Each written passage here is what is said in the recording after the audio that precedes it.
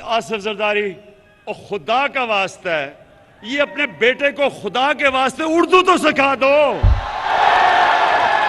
15 साल हो गए हैं, बारिश आता है 15 साल के बाद, चीनी उगता है।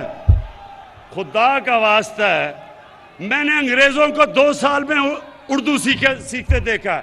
15 साल हो गए हैं, कभी इसे यही नहीं पता कि लड़की आता है या आती है, इसे ये भी नहीं पता अभी तक। और ये टोला, ये चोरों का टोला मुल्क को बचाने के लिए निकला है। ये उधर आ गए। फिर से मैं कहता हूं, जब इन करप्ट चोरों की मौत आती है तो ये आज असेंबली की तरफ जो आ रहे हैं, अल्लाह तेरा लाख लाख शुक्र है कि तूने मेरी दुआएं कबूल कर ली हैं।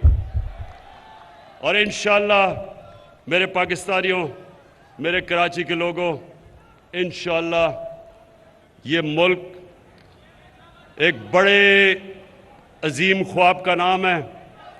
इस मुल्क बनने के ऊपर जो नारा लगा था वो ये था कि पाकिस्तान का मतलब क्या? ला इलाहा इल्लल्लाह। अल्लाह के सिवा हम कभी किसी के सामने नहीं झुकते। और ये डाकू जिन्होंने पैसे चोरी करके बाहर रखे हुए हैं, ये हर बाहर से ताकतों के सामने ये झुकते रहे हैं। इस मुल्क के ऊपर